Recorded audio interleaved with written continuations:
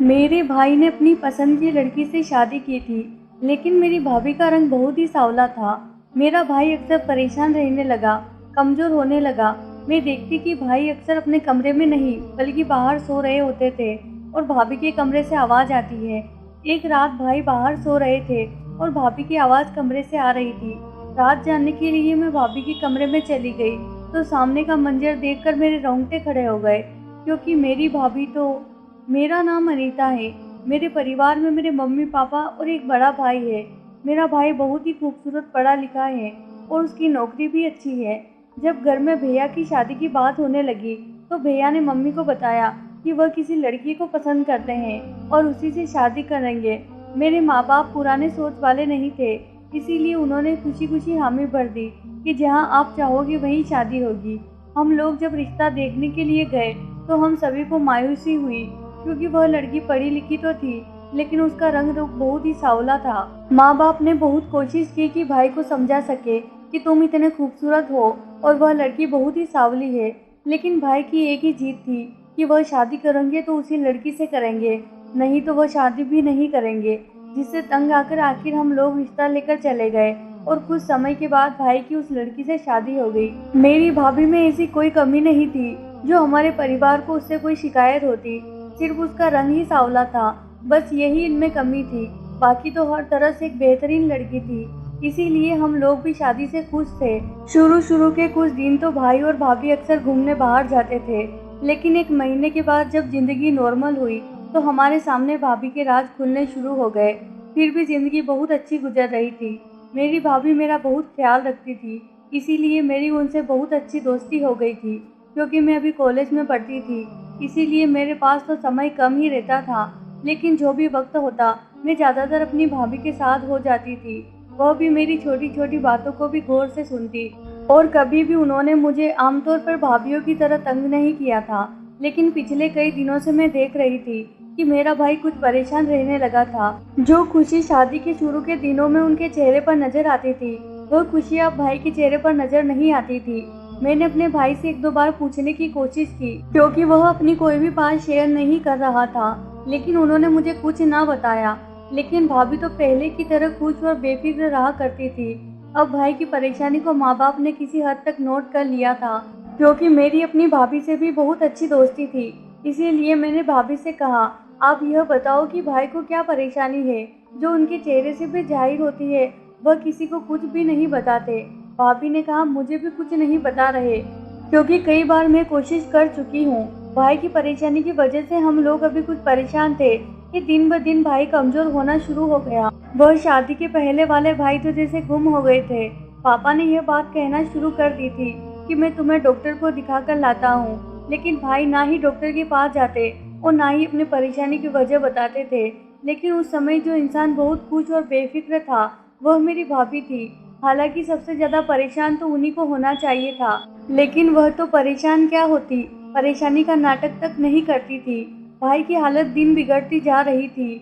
मेरे एग्जाम होने वाले थे, इसीलिए मैं देर रात तक पढ़ती रहती थी। एक दिन रात को पढ़ते हुए मुझे भूख महसूस हुई, तो मैं अपने कमरे से बाहर आई। मैंने देखा भाई सोफे पर सो रहे थे। मुझे बड़ी हैरानी हुई थी कि वहाँ क्या कर रहे हैं, अपने कमरे में क्यों नहीं सो रहे थे। लेकिन मैं फिर यह सोचकर खामोश हो गई कि शायद तबीयत की वजह से भाई बाहर सो रहे हैं, क्योंकि इंसान की तबीयत खराब हो तो उसे बंद कमरे में घुटन होने लगती है। उस वक्त ना ही मैंने भाई को जगाया और ना ही इस बात को इतना सीरियस लिया। अब मैं रोजाना ही रात में देर तक जागती थी, इसीलिए मुझे अक्सर ही भाई बाहर सोफे पर या बाहर दीवान पर सोए हुए नजर आते थे। लेकिन मैं इस बात का जिक्र ना ही अपने माँ बाप से करती, ना ही किसी और से, क्योंकि मैं नहीं चाहती थी कि भाई के बारे में यह जानकर मेरे माँ बाप परेशान हो, क्योंकि पहले ही वह भाई की गिरती सेहत से परेशान थे। मेरा और भाई का कमरा बिल्कुल साथ साथ था, इसीलिए मुझे अक्सर ही उनके कमरे से आवाज़ आया करती थी। यह मेरे लिए नॉर्मल बात थी, क्योंकि जब दो लोग कमरे में हो तो वह बात करते हैं। लेकिन कभी कभार तो ऐसा होता है कि मुझे उनके कमरे से बातों की आवाज़ आती, लेकिन जब मैं उठकर बाहर जाती तो भाई मुझे बाहर सोए हुए नजर आते।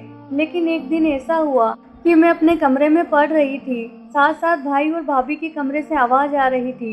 मैं जब उठकर बाहर गई तो भाई मुझे बाहर सोफे पर सोए हुए नजर आए, लेकिन मुझे हैरत हुई कि अगर भाई बाहर सो रहे थे तो कमरे में फिर कौन है।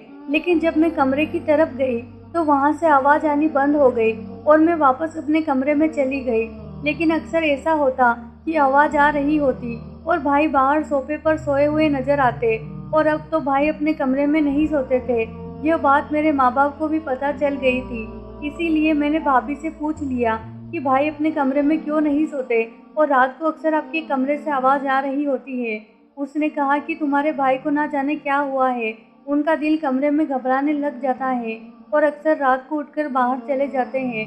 हम लोग कभी बात कर रहे होते हैं तो तुम्हें आवाज़ आती होगी। फिर एक दिन मैं रात को उठकर बाहर आई तो भाई रोज की तरह वैसे ही बाहर सो रहे थे, और उस दिन मज़े की बात यह है कि मैं पढ़ भी नहीं रही थी, बल्कि मैं भी टाइम से सो गई थी। बस वैसे ही आधी रात को मेरी आंख खुली तो प्यास महसूस हुई। इस वजह से मैं किचन में गई तो भाभी के कमरे से बातों की आवाज़ आ रही थी। अब तो मुझे बहुत ज़्यादा हैरानी हुई कि भाई तो मेरे सामने बाहर वाले कमरे में सो रहे हैं, तो फिर अंदर वाले कमरे में कौन है। इसीलिए मैं चुपके से कमरे की तरफ बढ़ी और जैसे ही मैंने दरवाज़ा खोला तो अंदर के दृश्य मुझे चीखने पर मजबूर कर दिया। लेकिन मैं बड़ी मुश्किल से मुंह पर हाथ रखकर अपने चीख को कंट्रोल कर लिया और उल्टे कदमों के साथ वापस अपने कमरे की तरफ पलट गई। मैंने सोच लिया कि यह बात मैं अपनी माँ को बता दूंगी, क्योंकि उनके अलावा मैं किसी को नहीं बता सकती थी। लेकिन उससे अगले दिन मेरा बहुत ज़रूरी टेस्ट था और मैं जल्दी कॉलेज चली गई। वापस आई तो मालूम हुआ कि भाई की तबीयत बहुत ख़राब हो गई है और अस्पताल ले गए हैं, इसीलिए वह बात मेरे ध्यान से निकल गई। भाई 2 दिन भर्ती रहने के बाद घर वापस आ गए। डॉक्टर ने बताया कि उन्हें खून की बहुत ज़्यादा कमी हो गई है, इसीलिए मेरा रवैया भाभी के साथ बदलना शुरू हो गया।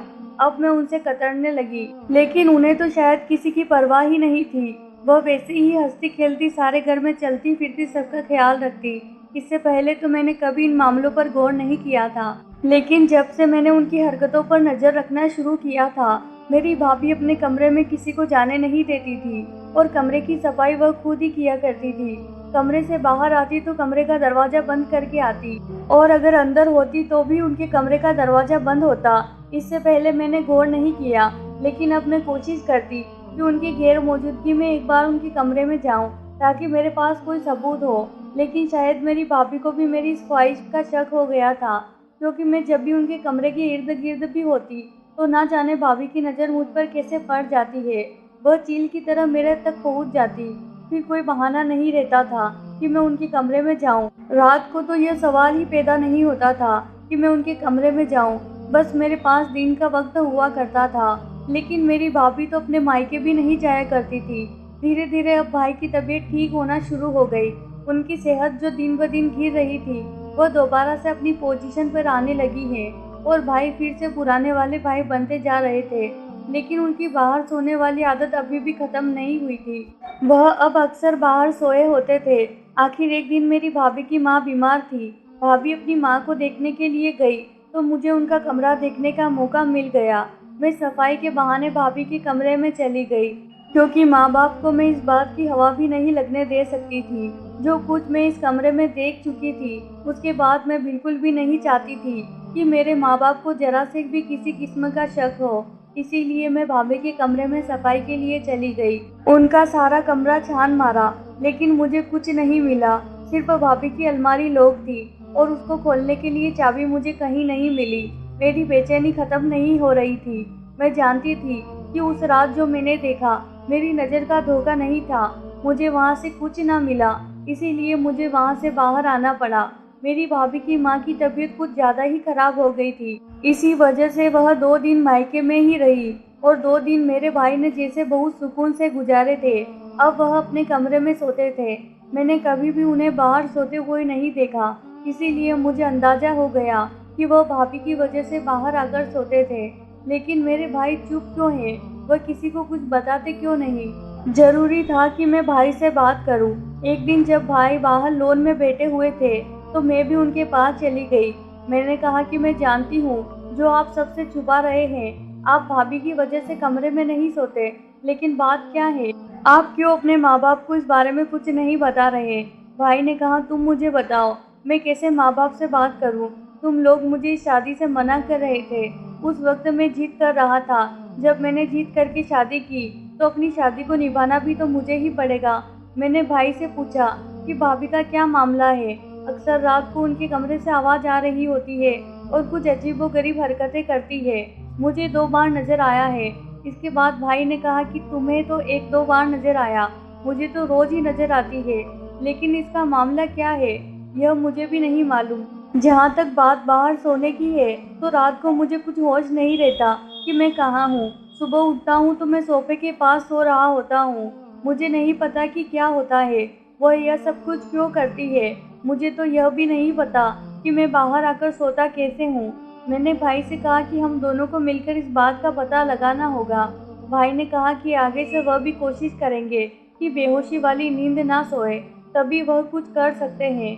फिर रात मैंने देखा कि भाभी के कमरे से आवाज़ आ रही थी। भाई बाहर सोफे पर ही सो रहे थे। मैंने भाभी के कमरे का दरवाज़ा खोलने की कोशिश की तो कमरे का दरवाज़ा नहीं खुला क्योंकि वह अंदर से लॉक था। मैंने हल्का सा दरवाज़ा खटखटाया कि कोई जाग न जाए, लेकिन उन्होंने दरवाज़ा नहीं खोला। भाई तो बिल्कुल भी जाग ही नहीं रहे थे, इसीलिए मुझे अपने कमरे में जाना पड़ा। दूसरी सुबह हमेशा की तरह ही थी।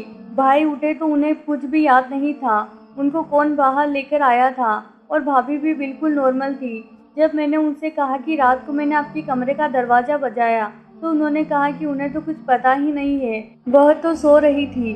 कुछ दिन गुजरे थे कि हम सब लोग जब सोने गए तो थोड़ी देर बाद भाभी के कमरे से इतनी ऊंची आवाज़ आना शुरू हो गई कि मेरे साथ अब माँ बाप भी आ गए। हम लोग बाहर आए तो भाई सोफे पर सो रहे थे और इतनी तेज आवाज़ों के बावजूद भी नहीं जाग रहे थे। हमने उनको जगाने की बहुत कोशिश की, लेकिन वह बिल्कुल भी नहीं जाग रहे थे।